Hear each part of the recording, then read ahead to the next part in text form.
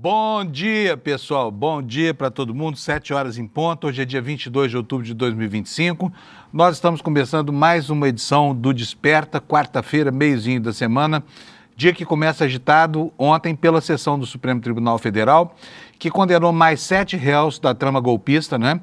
E com uma dissidência mais uma vez aberta e muito bem marcada pelo ministro Luiz Fux, que ao final surpreendeu todo mundo e pediu transferência para a primeira turma, que é deixar a segunda turma e ir para a primeira turma. E por que ele faz isso? Porque ele não está se sentindo à vontade, sendo o voto vencido em praticamente todos os embates, né? E também porque isso terá uma consequência lá do outro lado, caso essa transferência seja autorizada pelo presidente do Supremo, pelo ministro Fachin. Ele vai encontrar ali dois ministros que são muito próximos do que ele tem manifestado no campo ideológico. André Mendonça, que foi AGU de Bolsonaro, e o ministro Cássio Nunes Marques. E o que acontece na prática? O Supremo Tribunal Federal vai ser cindido ao meio, como se tivesse entrado por um surto esquizofrênico com duas personalidades completamente diferentes. Porque no plenário da primeira turma existe ali uma maioria que a gente já conhece, está consolidada, de pelo menos 4 votos, né? Aliás, de 4 votos contra um do ministro Fux, no sentido de resguardar duramente a Constituição brasileira e a institucionalidade. E lá do outro lado, né, na primeira turma, existe um plenário cuja maioria é bolsonarista a partir de agora, com a ida do ministro Fux. E ontem, durante o julgamento, Fux deixou muito claros, assim, alguns raciocínios dele que orientam, alguns valores dele que orientam as suas decisões, inclusive falando sobre Venezuela. Não tinha nada a ver com o contexto do voto, chamou a Venezuela de regime de alhures, se evitou usar a palavra ditadura. Mas, enfim, fez ali um caldo ideológico que mostra exatamente por que Fux vota da maneira como tem votado, né? Só que ele também quer permanecer na segunda turma, desculpa, onde estão em julgamento os casos da trama golpista, né? Então ele quer ficar nos dois, ele quer ir para a segunda, mas quer permanecer na primeira, encaminhou esse pedido e esse pedido agora vai ser analisado pelo ministro Fachin, porque o Flávio Dino, que era o presidente ontem da sessão da segunda turma, falou que não tinha competência para isso. Falou, não é comigo, você vai discutir isso lá com o Fachin, tá? Olha, nós temos já a confirmação do encontro entre Lula e Trump, que a direita brasileira insistiu que não iria acontecer. Vocês se lembram que o Eduardo Bananinha veio a público dizer o seguinte: olha, os japoneses ficaram 24 horas por dia de plantão em Washington esperando a oportunidade de serem chamados por Trump para negociar, e não foram chamados. Pois com o Brasil o tratamento foi completamente diferente, né? O Brasil teve paciência, teve inteligência emocional para enfrentar a pressão dos Estados Unidos, e isso acabou conduzindo ao encontro, eu diria, fortuito. Não foi, na verdade, foi um encontro que teve uma preparação prévia, mas que aconteceu durante a passagem de Trump e Lula lá pela Assembleia Geral da ONU. E a partir daí desencadeia-se um processo de negociação que parecia impossível, né? Agora Trump está seguindo para a Malásia, Lula está seguindo para a Malásia, e no domingo eles vão se encontrar lá para colocar em dia a conversa, e aí a gente vai ter uma noção exata de quanto o Brasil pode avançar e quanto não pode avançar. Eu conversei ontem com um amigo, fui jantar com um amigo que está morando lá nos Estados Unidos, e ele disse que a situação lá está muito complicada para o consumidor americano. Por quê? O preço da carne está muito caro, né? A carne subiu pelo menos 16% nas prateleiras dos supermercados. Eles já vinham lidando lá com uma crise de abastecimento de ovos que elevou o preço da dúzia para 12 dólares, 15 dólares no Walmart, que é o supermercado mais barato dos Estados Unidos, e agora estão sentindo muito o peso da inflação nos alimentos. Para o público americano de classe média, média baixa, está difícil manter na mesa o mesmo padrão alimentar por causa, inclusive, do impacto do tarifaço no preço da comida que é servida lá. Uma boa parte dela vem do Brasil, né? Café, suco de laranja, carne, ovos, tudo isso sai daqui e vai para lá, entra com a tarifa, e isso fez com que o consumidor americano começasse a pensar se é vantagem subsidiar o custo da economia das suas famílias, né, as maluquices do presidente Donald Trump, tá? E, bom, ficou para depois da volta de Lula dessa viagem à Malásia, a indicação do sucessor de Luiz Barroso no Supremo Tribunal Federal. parecia tudo certo quando o senador Davi Alcolumbre resolveu bater o pé e insistir na nomeação de Rodrigo Pacheco. Rodrigo Pacheco é apresentado agora como se fosse um candidato do Senado, né? E isso cria um problema, porque Lula vai precisar cabalar votos lá para manter a sua indicação do Jorge Messias, né? Então, o adiamento significa que o assunto não está resolvido. Vai ser resolvido ao longo dos próximos dias, quando, numa negociação com certeza pragmática, Lula vai entregar argumentos para que o Alcolumbre passe a defender o Jorge Messias, né? E a importância desse momento, ela pode ser medida por uma indagação. Qual é a consequência que terá a indicação de Jorge Messias por Lula para o Senado no atual contexto político dos dias de hoje? E qual é a implicação que teria uma indicação do senador Rodrigo Pacheco, 2 vezes presidente da Casa, né, em relação à possibilidade de aprovação desses nomes lá pelo Senado? É óbvio que a apresentação do nome de Jorge Messias não provocaria nenhum abalo, né? A rejeição a ele, ainda que acontecesse, não provocaria nenhum abalo entre as instituições, mas a rejeição ao nome de Rodrigo Pacheco pode levar a uma ação do Senado de retaliação ao governo federal. É exatamente isso que está embaralhando essa negociação aí, a definição do nome que vai para essa vaga aberta com a saída de Barroso. São esses os destaques de hoje na nossa edição. Eu vou chamar o meu companheiro Alex Amorim. Bom dia, Alex. Cadê você, homem? Bom dia, Panunzio. Bom dia a todos. Como vocês estão? Tudo bem? Tudo bom, Alex? Que camiseta amarela é essa aí, Alex? Essa aqui é do Borussia Dortmund, lá da Alemanha, Panunzio. O Alex é muito chique, viu? Ele só veste camisetas de times estrangeiros, tá? Isso. Brasileira é só a do Coringão, né? Não. Quase você me pegou de calça só do Palmeiras. Só do Palmeiras. E olha lá. Ele tá atento, Alex, tá vendo? O dia tá só começando, mas já tá atento. Gente, Alex, ontem eu falei uma bobagem aqui, preciso corrigir, né? Eu só vi depois nos comentários o pessoal falando, não, Fábio, não é Mauro Cid, é Mauro Vieira. Eu chamei o Mauro Vieira de Mauro Cid. Então, desculpa, que, gente, 1 hora falando de improviso aqui é duro, né, Alex? Sim, acontece. Tanto que a Fernanda avisou a gente, só que o desperte já tinha acabado, nem tinha como a gente não deu. Ter falado no ar. O importante é fazer a correção, né? Então, vocês vão me desculpar, quem ouviu eu falar Mauro Cid, saiba que eu estava falando do Mauro Vieira, tá? E um personagem tem nada a ver com o outro, né, Alex? Isso mesmo, Panunzio. Alex, vamos lá, o que temos de novidade na área dos esportes? Então, Panunzio, hoje teremos finalmente o jogo entre Flamengo e Racing, que é o primeiro confronto ali da semifinal da Libertadores da América. Será hoje 9h30. Como o Racing teve a melhor campanha na fase de grupos e tudo, decidirá em casa na Argentina. E hoje vai ser lá no Maracanã às 9h30 da noite, Panunzio. Porém, essa é uma notícia que a gente tem que ficar um pouco à parte, porque ontem, Panunzio, saiu uma decisão favorável para os autores ali, alguns dirigentes do Flamengo, que absolveu 7 réus ali do Ninho do Urubu, tanto que essa matéria está no site do ICL Notícias. Então, tem o jogo, porém tem essa péssima notícia que saiu ontem, Panunzio. Pois é, isso é uma coisa tristíssima, né? Porque eram jovens ali trancados no alojamento, quando começou o incêndio, eles não tiveram como sair e ninguém foi responsabilizado por isso, ninguém. Isso, lembrando que 7 foram acusados e os 7 foram absolvidos. E o que aconteceu naquele momento, Panunzio? Ali em fevereiro de 2019, ali no alojamento do Ninho do Urubu, que é como é conhecido ali os alojamentos da categoria de base do Flamengo, teve um incêndio que começou com um curto-circuito ali no ar-condicionado e teve a morte de 10 adolescentes e 3 ficaram feridos. Nisso, o MP denunciou 40 pessoas, porém sobrou só apenas 7. E nisso, o juiz Thiago Fernandes de Barros, da 36ª Vara Criminal ali do Rio, absolveu esses 7 que foram os denunciados. E o motivo, Panunzio, foi que a ausência de culpa penalmente relevante e impossibilidade de estabelecer nexo causal entre as condutas e o incêndio. Então, foi esse o motivo. Foi uma notícia que me pegou de surpresa realmente e a todos, porque pela análise do MP ali teve falha sim, porque o alvará dos bombeiros estava vencido, então teve muitas ocorrências que era conduzente ao contrário do que o juiz Thiago decidiu ontem, Panunzio. Pois é, cabe recurso, obviamente, a gente espera. Agora, isso aí, gente, marca, né, um ciclo de infelicidades de decisões judiciais terríveis assim, para o país. E eu lembro aqui da Boate Kiss, né? Eu mesmo cobri como repórter aquela coisa trágica, né?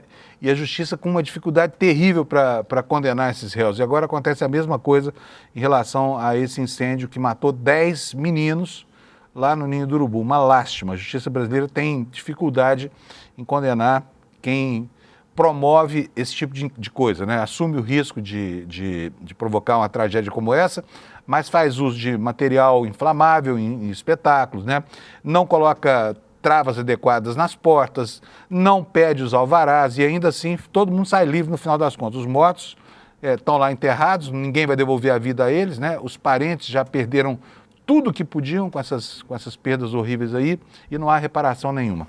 Sim. Uma pena. Isso mesmo, lembrando que o Flamengo ainda não se manifestou, porém teve algumas situações que a gente consegue ver o futebol europeu aqui do brasileiro, Panuso.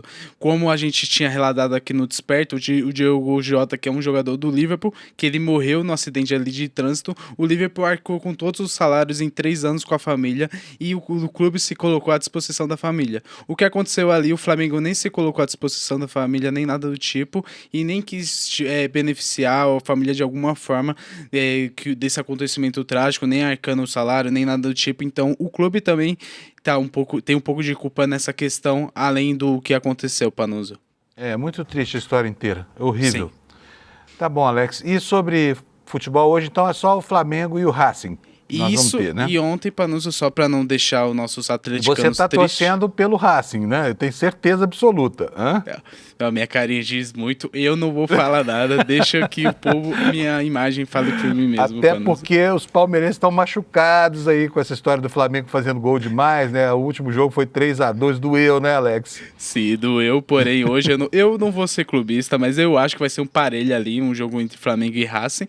Eu creio que o Racing vai sair com um ótimo resultado. Porém, eu não vou falar qual, Panuso. Amanhã a gente Não, pode falar, vamos ver, depois a gente confere. Hoje não tem jeito, porque é o seguinte, só tem 2 resultados possíveis, né? Vitória ou derrota. O empate é circunstancial. Mas vamos lá, pro palpite, depois a gente confere, Alex. Bora. Eu creio que será uma vitória de 1-0 do Racing. Eu tô falando mais pelo torcedor. Gente, isso é a mágoa do Alex, porque o Flamengo ganhou do Palmeiras e empatou na tabela com ele. Então tá magoado, a gente entende. Vamos ver, amanhã a gente confere, tá bom? Sim, vamos nessa. E Panuso, só antes de finalizar, para não deixar os atleticanos tristes, teve o jogo ontem da semifinal da Sul-Americana entre Independente Del Valle e Atlético Mineiro. Ficou um empate ali 1-1 no Equador e o Atlético Mineiro vai decidir em casa agora se vai para a final ou não. Eu vou te fazer só mais uma perguntinha, Alex. Claro. Assim, uma pergunta não tem maldade nenhuma, tá? Espero que você entenda, é de coração, tá? Eu queria saber de você o seguinte, se o Palmeiras se der bem na Libertadores, ele vai para o Mundial? Então, agora tem uma questão que não é mais mundial, é intercontinental. O mundial, pelo que essa nova competição que a FIFA definiu, é a cada 4 anos. Então eu creio que o intercontinental não é mais considerado um mundial, e sim apenas um torneio que você vai lá, pega alguns vitoriosos, tudo, tanto que o campeão da Champions League já está na final, mas eu creio que não, Panuso. Não. Então o Palmeiras vai continuar sem Mundial, é isso? Agora eu vou... Temos 51, mas essa questão é muito 51. Polêmica. Vamos nessa para não ver. Vamos lá, um abração, Alex. Obrigado, viu? Pois é, gente. Uma vez palmeirense, sempre palmeirense, né? Vamos para o que interessa, gente? Vamos para meteorologia. Já nós vamos para os nossos destaques, tá bom? No site do ICL. Cadê a meteorologia? Tá aqui, olha. Tá aqui o mapa. Hoje, notícia boa para o semiárido brasileiro, vai chover a cântaros, né? Na região lá do sertão mais árido do Brasil, sertão do Cariri, está previsto chuva para lá, está previsto chuva para o sul para o leste do Piauí, para o sul do Maranhão, que é onde se planta muita soja no Brasil, né? Na região do Piau-Serão. E o tempo do Brasil está como prevê esse mapa aqui, olha. Tem aqui, olha, do leste até do oeste ao leste, chuva, indo lá da Cabeça do Cachorro, atravessando o estado do Amazonas, o Tocantins, Mato Grosso e o interior de praticamente todos os estados do Nordeste. Vamos ver quais são os alertas? Olha, aqui na região amazônica, chuvas intensas, não há novidade, porque essa época do ano é de chuvas intensas por lá. No interior do Maranhão, também chuvas intensas, mais fortes. E aqui no litoral, principalmente na região de Salvador, no litoral de Salvador ao norte da Bahia, Chuvas intensas, olha, e aqui acumulado de chuva, porque o terreno lá está hidratado, né?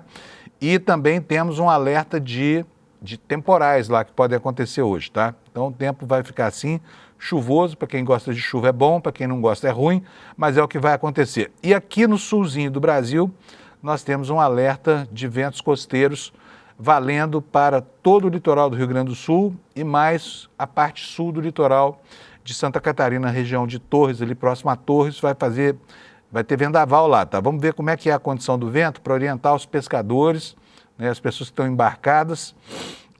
O alerta é um alerta amarelo, não é um alerta vermelho, fala intensificação de ventos nas regiões litorâneas, movimentos de dunas de areia sobre construções na orla. É o que está aqui dizendo o alerta do nosso Instituto Nacional de Meteorologia, tá bom? Agora vamos ver como é que ficam as temperaturas hoje. São Paulo de novo amanheceu com uma friaca grande, né? A temperatura hoje às 4h30 da manhã, a hora em que eu saio da cama, era de apenas 12 graus. E eu preciso que o mapa se forme aqui para eu informar para vocês qual é a temperatura, quais são as temperaturas hoje nas capitais brasileiras. Vamos ver aqui, a página está formando. Mas, olha, aliás, eu preciso avisar o pessoal do INMET que o site deles está muito lento. Chega essa hora em que as pessoas estão acordando e querem olhar a previsão do tempo, não conseguem. Assim como eu não vou conseguir hoje, então vou passar por cima disso, tá bom? Você fica sem a temperatura na sua cidade por enquanto. Ah, formou aqui a página, então vamos lá. Porto Alegre, temperatura saiu de 15, vai a 26, em Florianópolis de 13 a 22, em Curitiba de 10 a 20 graus, quer dizer, esquenta um pouquinho na hora do almoço, em São Paulo de 10 a 24, dia que começou gelado, e né, entre os recordes, não sei se de novo bateu o recorde de frio para um mês de outubro, mas ontem você se lembra que foi a temperatura mais baixa para o outono em São Paulo, desde 2003, né? Pode ser que hoje tenha batido novamente o recorde. Depois a gente confirma a informação e passa para você. No Rio de Janeiro, a madrugada foi fria, 13 graus, a temperatura vai a 27. Em Vitória, de 17 a 24. Em Belo Horizonte, também frio, de madrugada, 10 graus. Nas horas mais quentes, 26. Em Campo Grande, poucas nuvens, 17 graus. Aqui não chove. O pessoal do Pantanal, de Campo Grande, vai ter que esperar mais pela regularização das chuvas, né? Que, no entanto, já chegaram, mas agora não chegaram ainda com aquela ênfase, com aquela intensidade que precisa. Em Goiânia, a temperatura vai a 32, também dia claro. Em Brasília, poucas nuvens, céu claro. A máxima vai ser de 22 só, tá? Em Brasília, frio o dia hoje, né? Para os padrões desse finzinho de outono, temperatura de 13 a 22 graus. Em Palmas, Tocantins, cadê Palmas aqui? Eu vou ter que trazer o mapa mais para cá, senão não vou conseguir enxergar. Palmas, máxima de 33, a mínima de 22. Em Porto Velho, 24 de mínima, 34 de máxima. Em Rio Branco, 35. Em Manaus, 32. Em Boa Vista, 34. Em Amapá, no Macapá, né? Em Macapá, no Amapá, 33 graus. Em Belém, 34. Em São Luís, 32. Agora eu vou empurrar o mapa para lá. Em São Luís, no Maranhão, de novo empurrar o mapa para cá para ver a temperatura, 35 graus de máxima. Em Teresina, gente do céu, que calor, hein?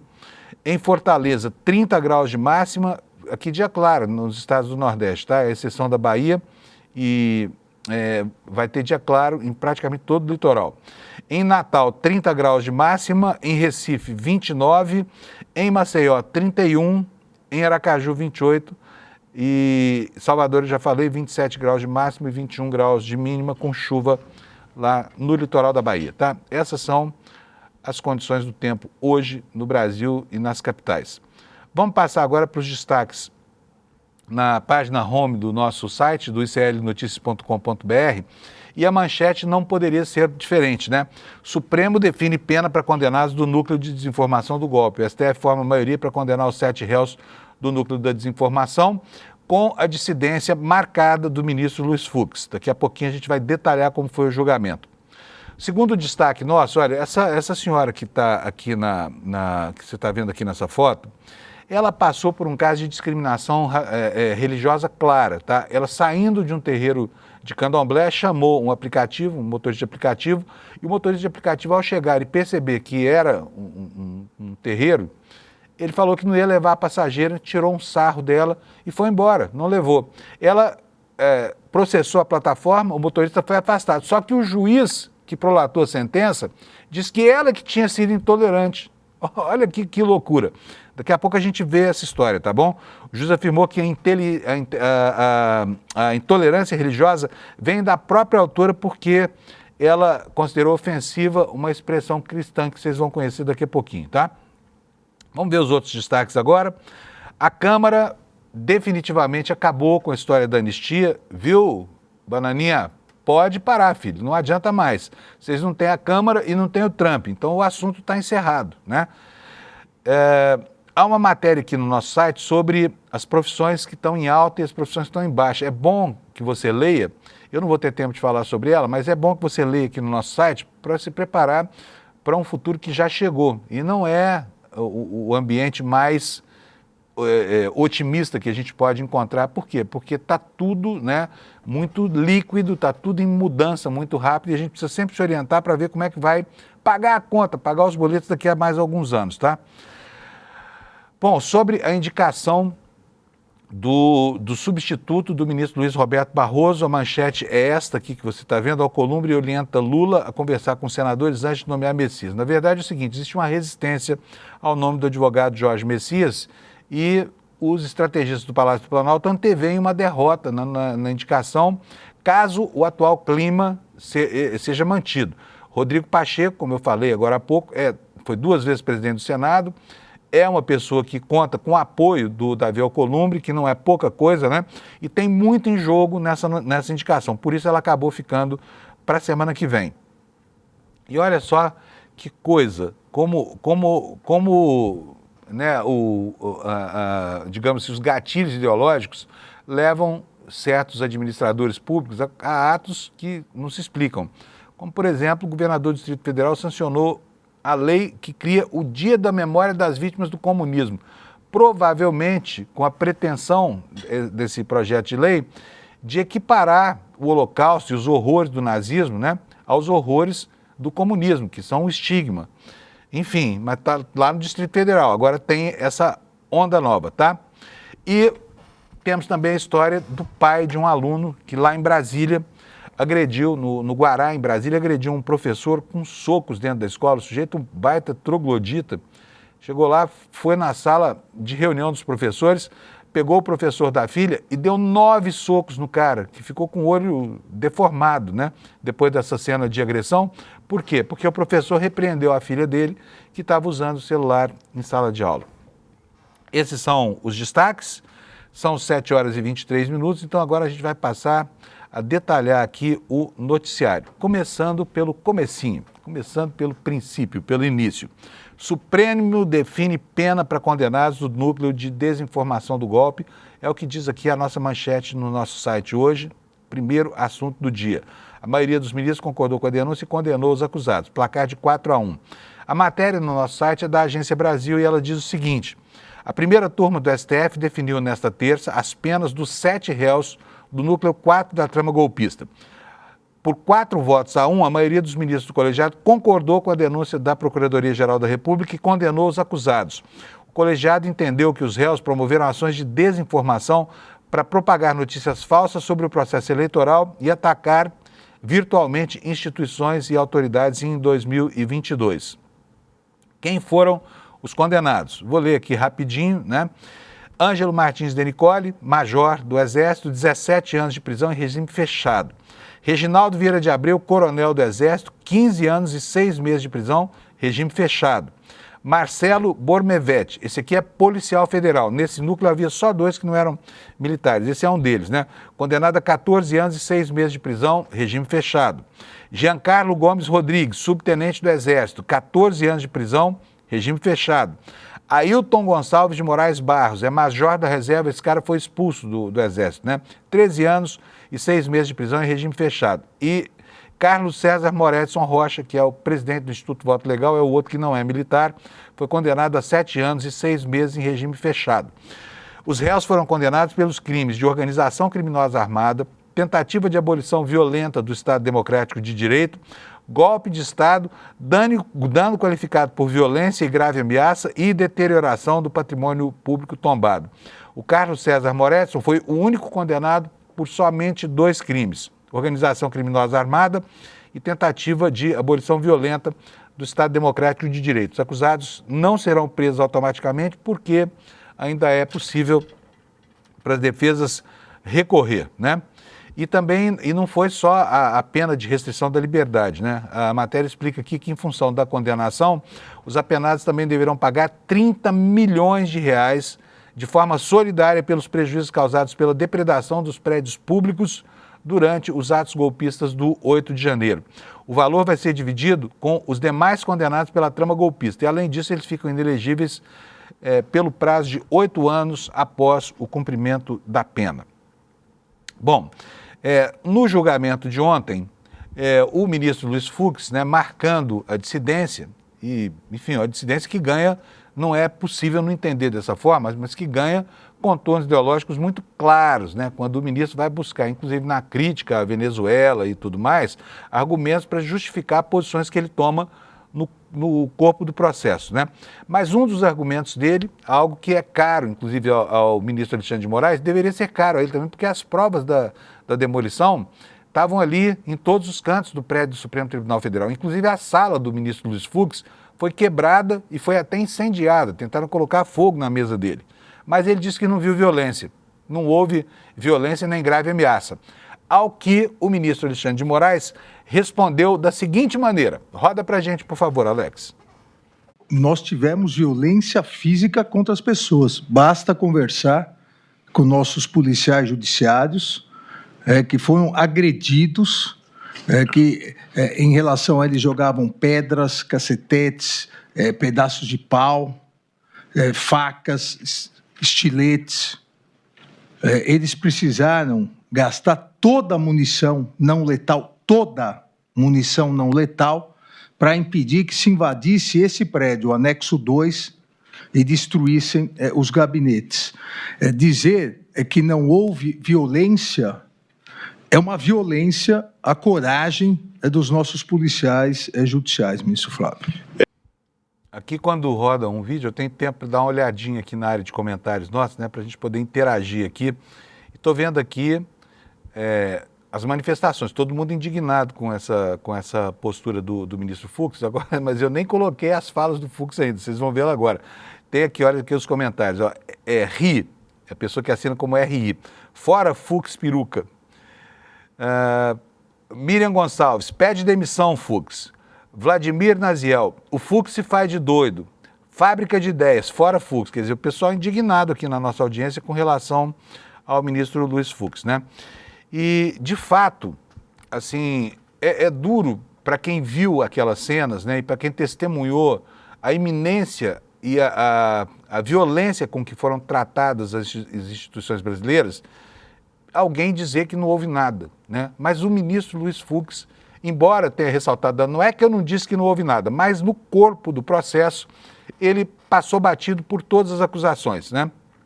E por ele, já nas preliminares, o processo teria sido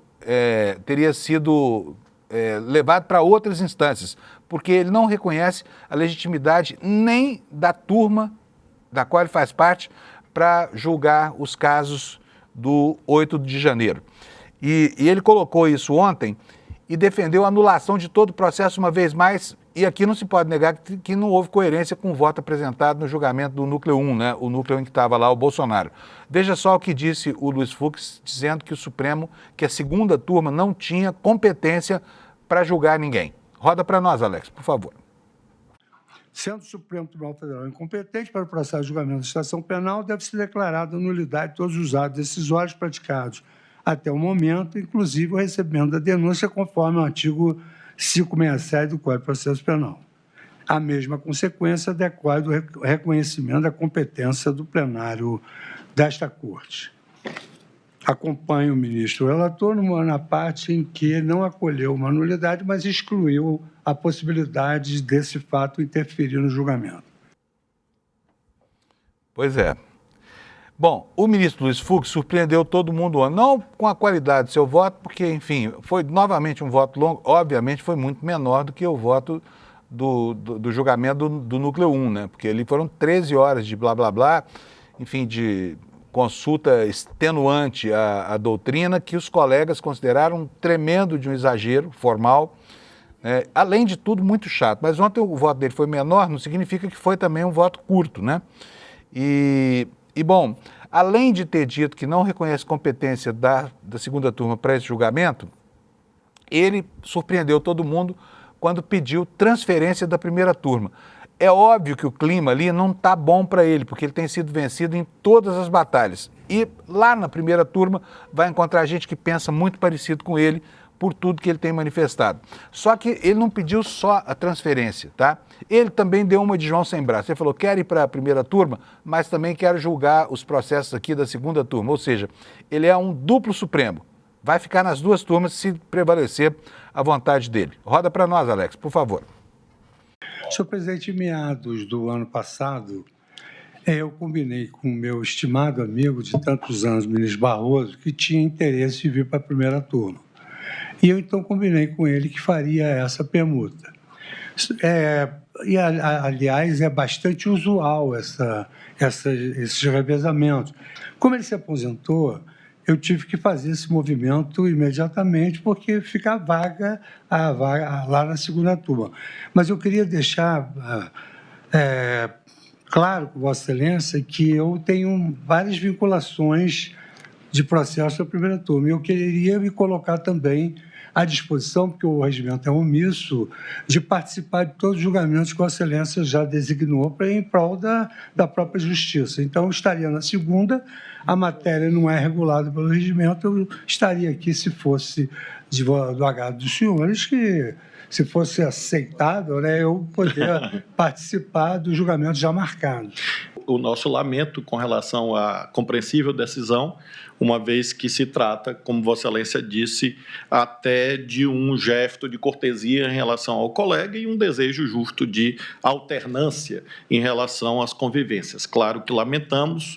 Em relação a essa questão específica do efeito temporal, vou submetê-la ao eminente presidente Edson Fachin, porque creio que é mais adequado, uma vez que envolve ambas as turmas do tribunal, e não me sinto autorizado, portanto, a arbitrar essa questão, mas transmitirei logo no dia de amanhã. Da minha parte, obviamente, a integral simpatia, porque Vossa Excelência sabe da antiga admiração que nutro por Vossa Excelência.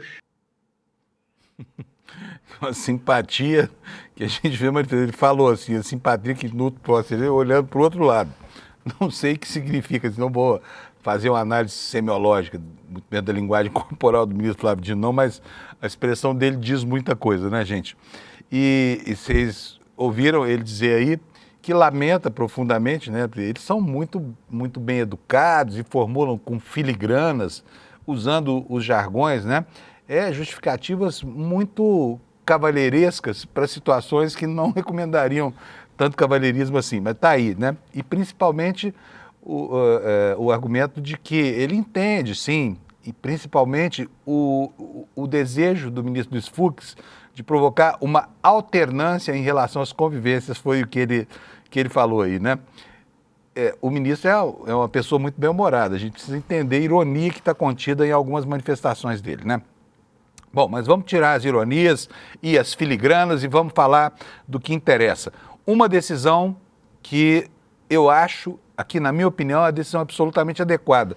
Eu tenho manifestado aqui para vocês desde sempre a minha estranheza no fato de que a Procuradoria-Geral da República esqueceu um dos principais articuladores da trama golpista, Valdemar Costa Neto, presidente do PL. Foi ele quem contratou o Instituto Voto Legal, e aqui não adianta dizer, não, mas era o Bolsonaro que estava lá, porque o Bolsonaro era o presidente de honra e ele tinha chancela do partido para fazer isso. Não.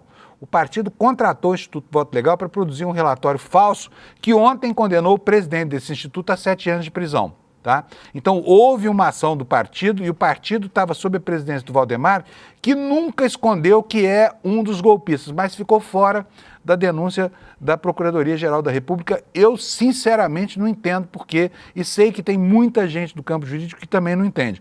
Mas ontem, digamos, esse esquecimento histórico foi sanado, porque agora Valdemar Costa Neto, que já puxou cadeia por causa das suas aprontações e desonestidades, volta a ser investigado pelo Supremo por determinação da segunda turma ao longo da sessão de ontem. Vamos ver essa parte do julgamento.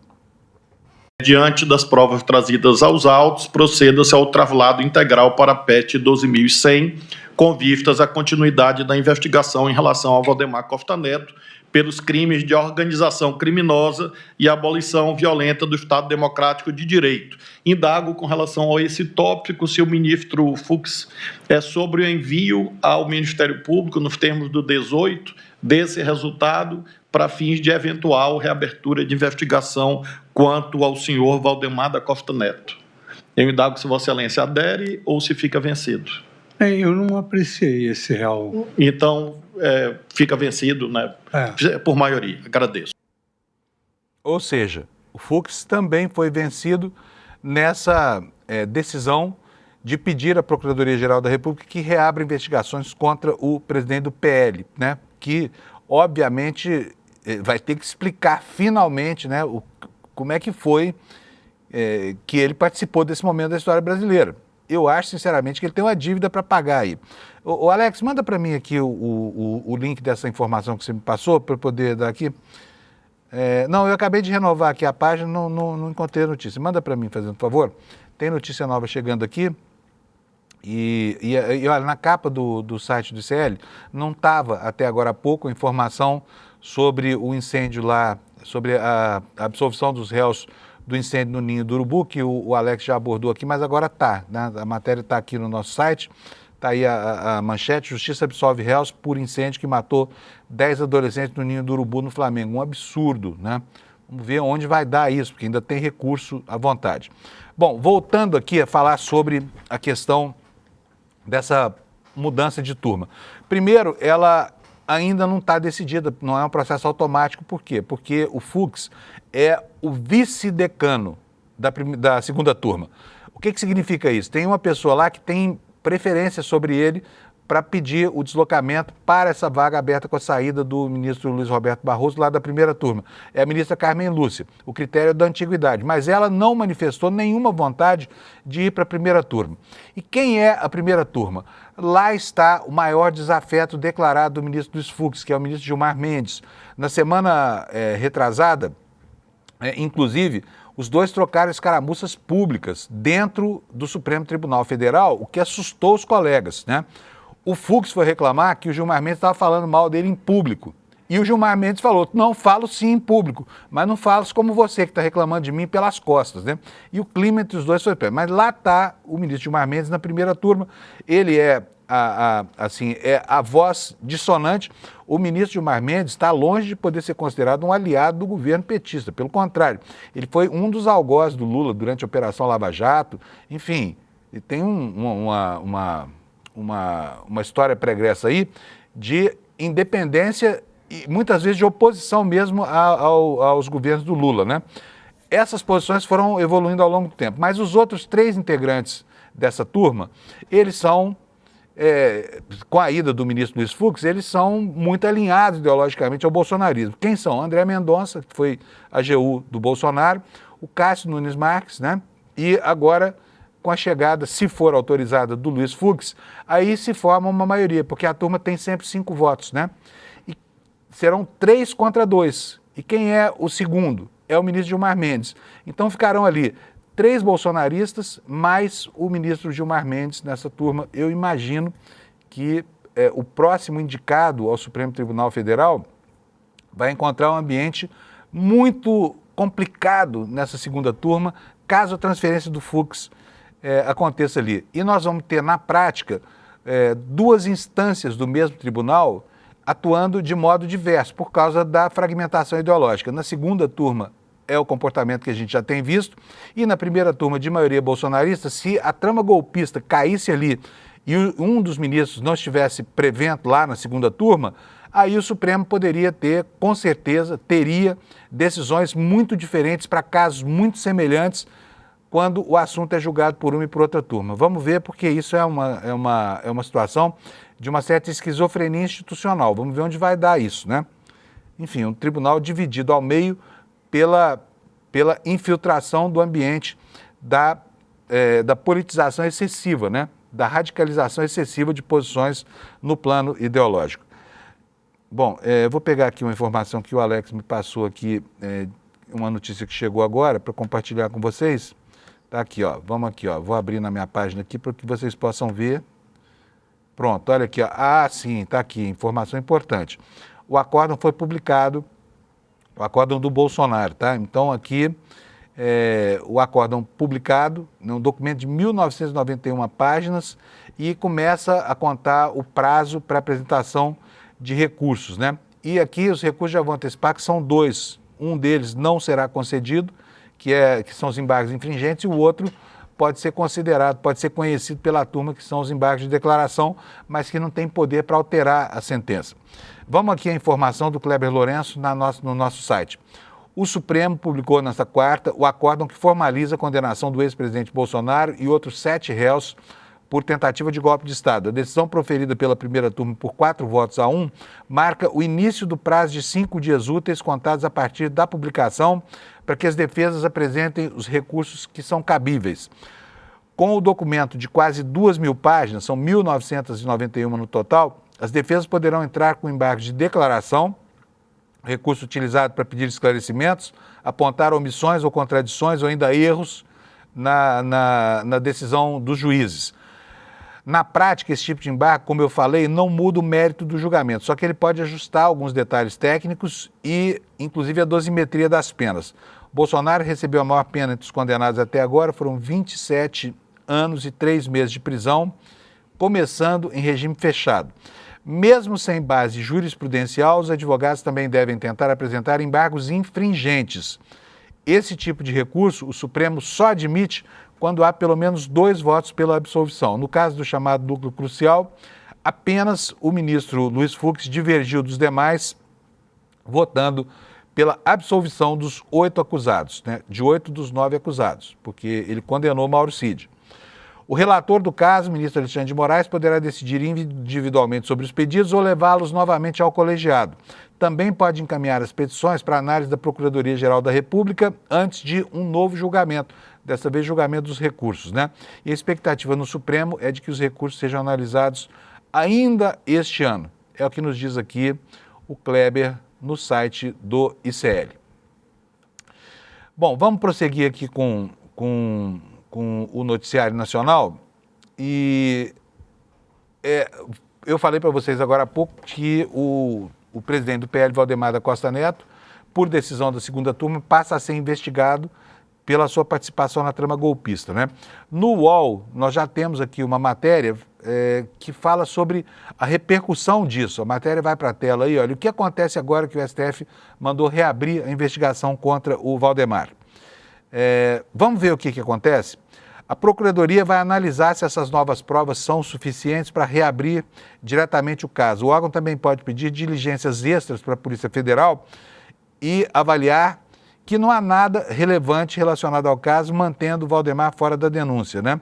Mas a possibilidade de reabertura está prevista no Código Penal caso surjam novos elementos. Como houve a condenação, o tribunal entendeu que esses novos elementos existem e os crimes a serem apurados são os de organização criminosa e de abolição violenta do Estado Democrático de Direito.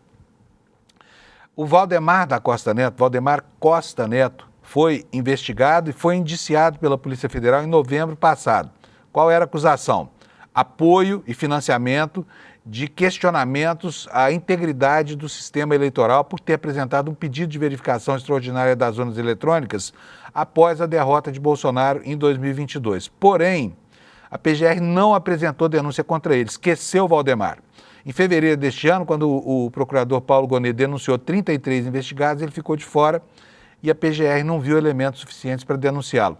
Só que nesta terça, ontem, o Supremo decidiu mandar reabrir a investigação contra o mandatário do PL.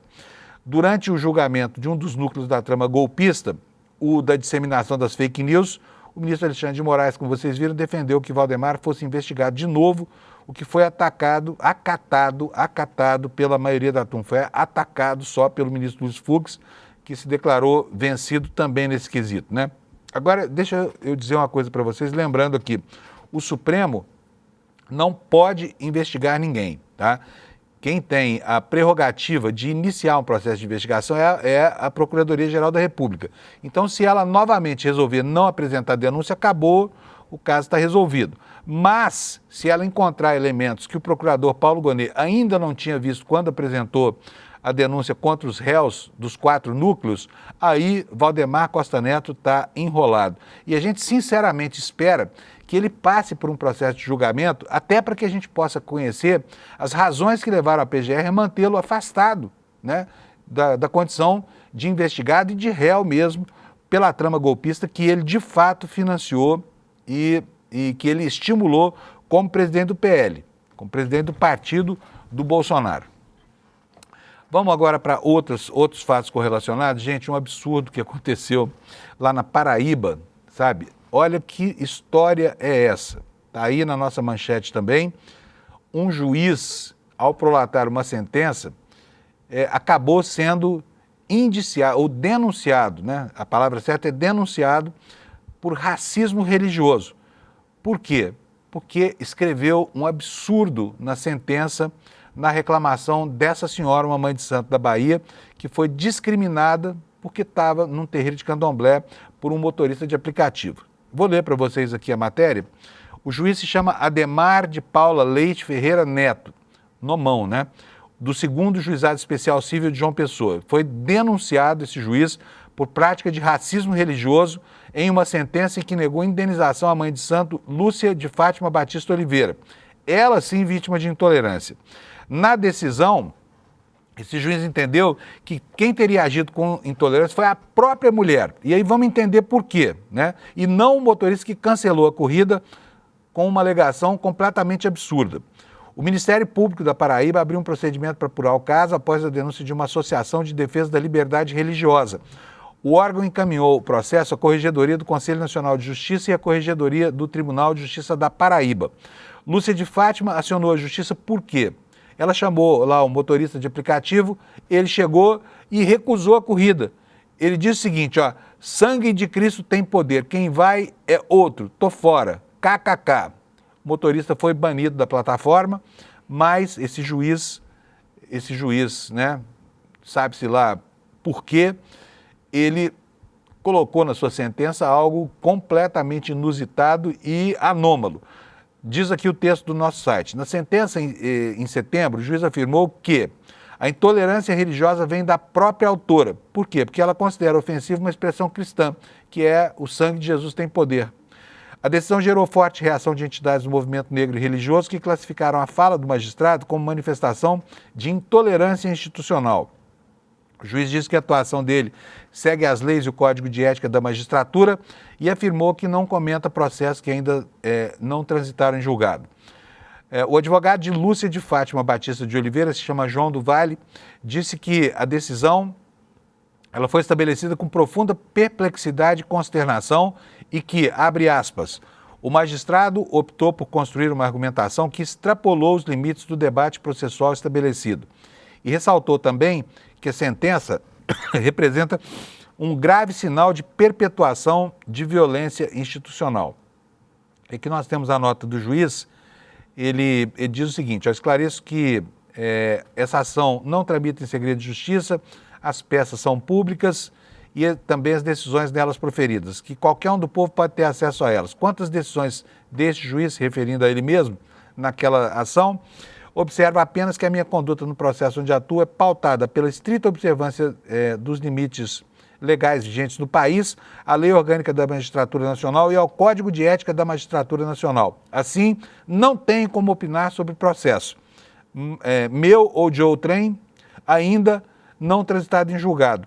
Pelo mesmo motivo, não tenho como opinar sobre a atividade externa relativa a esse processo, desenvolvida por quem quer que seja. Ou seja, passou batido, não explicou nada, né? Agora, é o fim da picada o juiz dizer que uma pessoa discriminada por conta da sua religião, foi ela a agressora do motorista. Por quê? Porque considerou a expressão sangue de Jesus tem poder para justificar, né, o cancelamento da corrida como algo normal e natural, só na cabeça mesmo de um juiz como esse. Tomara que o CNJ puna drasticamente, severamente, porque se a moda pega, gente...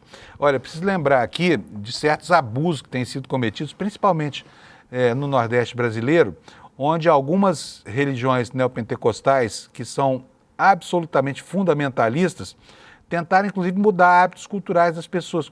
Tentaram mudar o nome do acarajé para Bolinho de Jesus. Foi a Igreja Universal do Reino de Deus. Até hoje chamam de Bolinho de Jesus e tentaram tirar as vestes características das mães de santo que vendem o acarajé nos locais turísticos de Salvador. Um absurdo, né? E aí aparecem certos juízes completamente fora da casinha, escrevendo uma bobagem como essa para fundamentar uma decisão dele que está pautada, é óbvio, pelo racismo estrutural. É o mínimo que se pode dizer, tá? Passando adiante aqui os assuntos, vamos falar agora sobre a anistia e o que rola na Câmara como perspectiva para o próximo ano.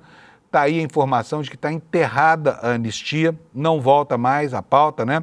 E o assunto agora são as emendas parlamentares e tem a questão do orçamento para ser resolvida aí, inclusive com a aprovação de medidas que vão dar ao governo fundos para financiar o que já é lei no Brasil, que é a isenção do imposto de renda para quem ganha até R$5 mil. Vamos ver o que nos conta aqui o Kleber Lourenço nessa matéria em perspectiva sobre o clima político para o encerramento do ano.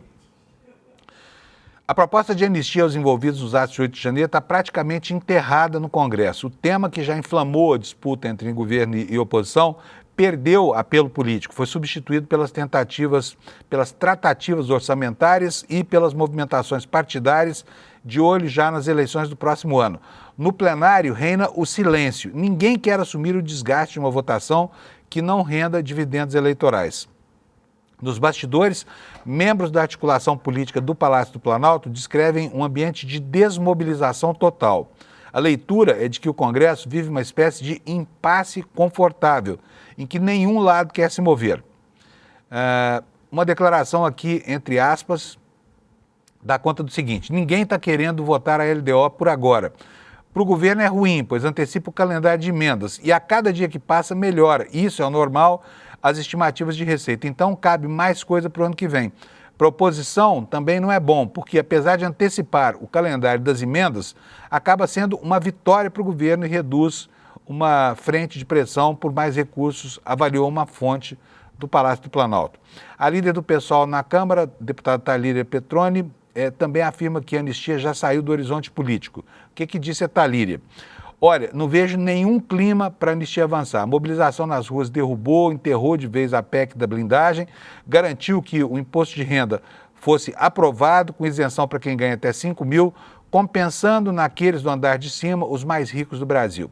Sendo bem franca, o povo brasileiro incidiu fortemente na pauta do Congresso e derrotou a oposição, avaliou aqui a deputada Thalíria Petroni.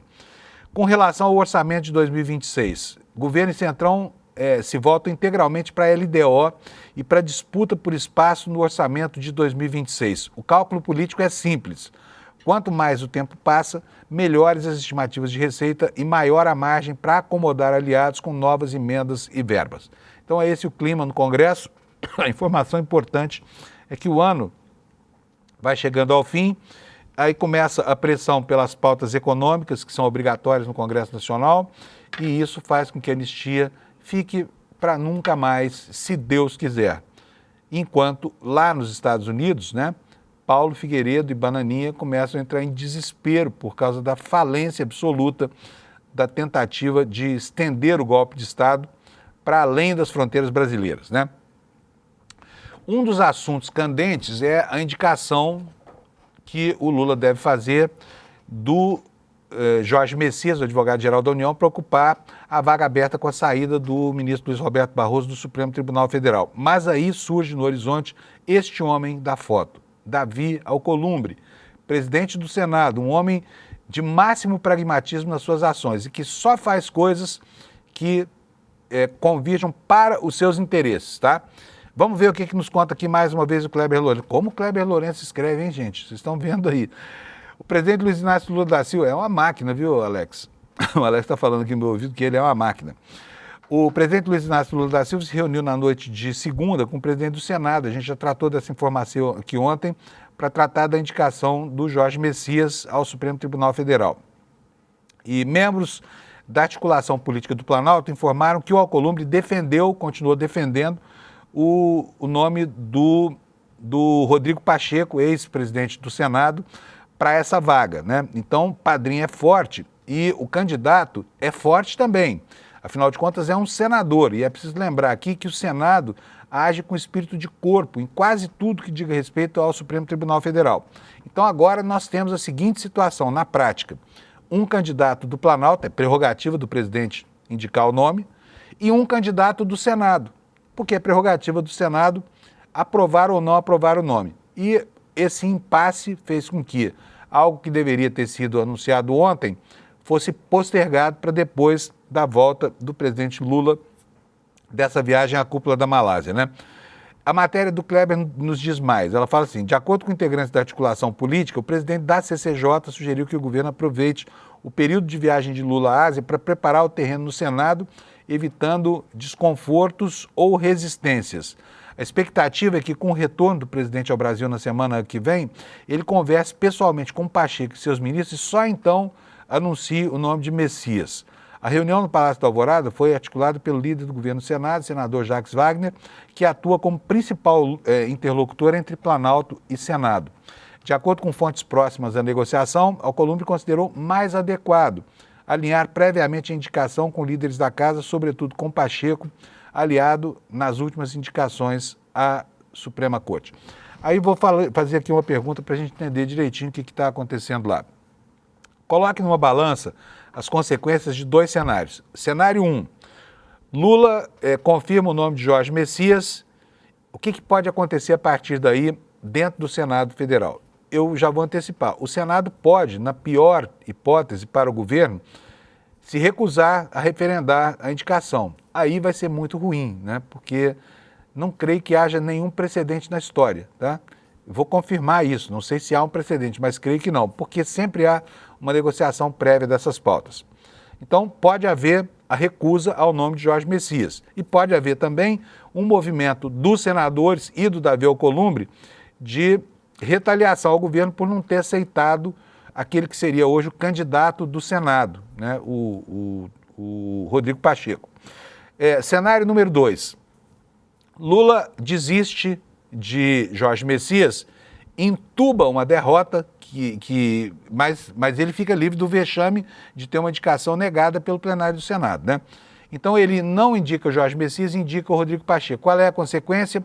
Céu de brigadeiro para ele em relação às pretensões de Davi Alcolumbre e talvez uma conta menor para o país pagar, porque Alcolumbre não se convence com argumentos que não o beneficiem. Normalmente esses argumentos estão na cifra de milhões, às vezes até bilhões de reais, tá? Em emendas, enfim, cargos e tudo mais.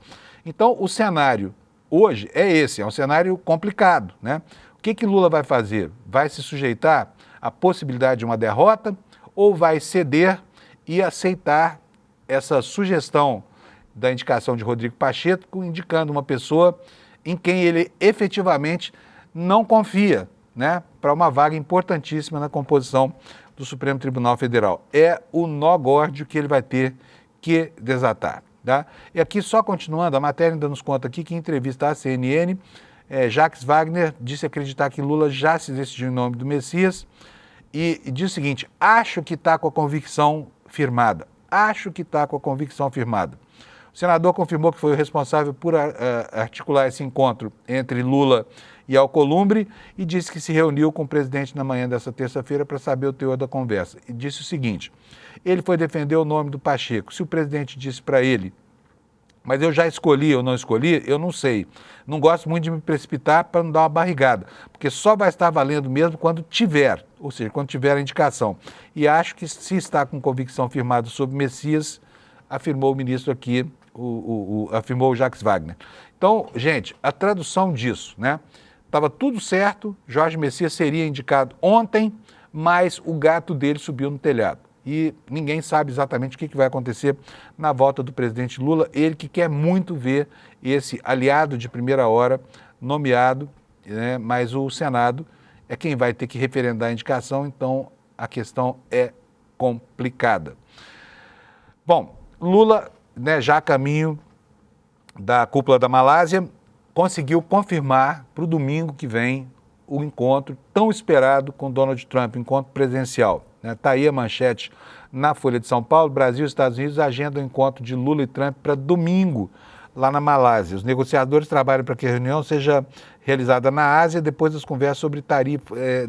que conversas sobre tarifas ganharem tração. Os diplomatas brasileiros adotam cautela, enquanto a Casa Branca não anuncia oficialmente essa data. Portanto, está tudo acertado, mas falta ainda o ok da diplomacia americana. A matéria nos diz o seguinte: negociadores do Brasil e dos Estados Unidos agendaram para domingo na Malásia o encontro entre o presidente Lula e o presidente Trump. Os dois líderes viajarão ao país para participar da reunião da Associação das Nações do Sudeste Asiático. Lula embarcou na manhã desta terça-feira para a Ásia.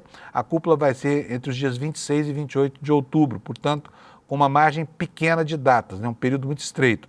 Diplomatas brasileiros adotam cautela sobre o assunto por não haver ainda uma confirmação oficial da Casa Branca, mas as duas partes atuam para que a reunião ocorra.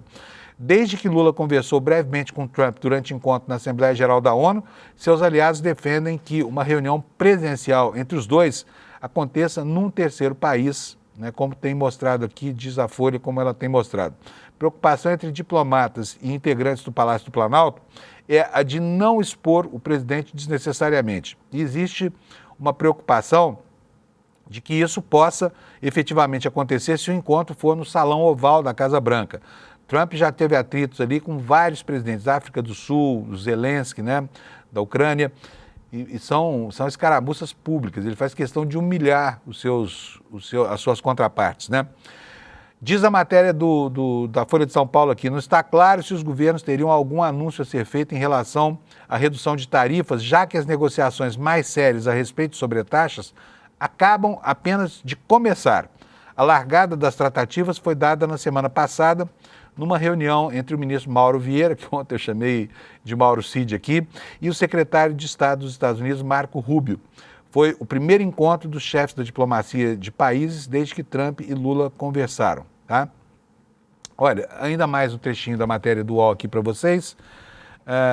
Embora não haja decisão imediata pela diminuição da sobretaxa de 50%, a conversa foi considerada boa por indicar a disposição dos dois lados para um acordo. Gente, não me dei conta da hora, já são 8h02, tem que encerrar aqui, senão vão me dar uma bronca aqui no ICL. Antes de encerrar, olha só, quero chamar vocês aqui para, no dia 30 de outubro, assumir essa aula magna, O nosso grande Gessé Souza vai nos dizer como entender, como o sistema iludiu os trabalhadores e transformou os cidadãos em meros consumidores. É uma aula super interessante, não vou falar muito, mas já te convido para garantir a sua vaga no nosso site para quinta-feira, dia 30 de outubro, às 20 horas, daqui a uma semana e um dia. E para você buscar o seu ingresso, põe aqui no iclnoticias.com.br e você vai chegar até o link para fazer a sua inscrição e ganhar o seu convite, tá bom? Bom dia para você, obrigado pela audiência. Amanhã estamos de volta às 7 da manhã aqui. Bye, bye. Gessé Souza, um dos maiores intelectuais do nosso tempo, autor de vários livros como Pobre de Direita e Elite do Atraso, que despertaram muitos debates e polêmicas, tem um plano para recuperar a força do campo progressista, da esquerda no Brasil. Você quer saber qual é esse plano? Eu te convido para assistir a aula de lançamento do seu novo livro, no dia 30 de outubro, uma quinta-feira, às 8 horas da noite. Uma aula que vai acontecer ao vivo.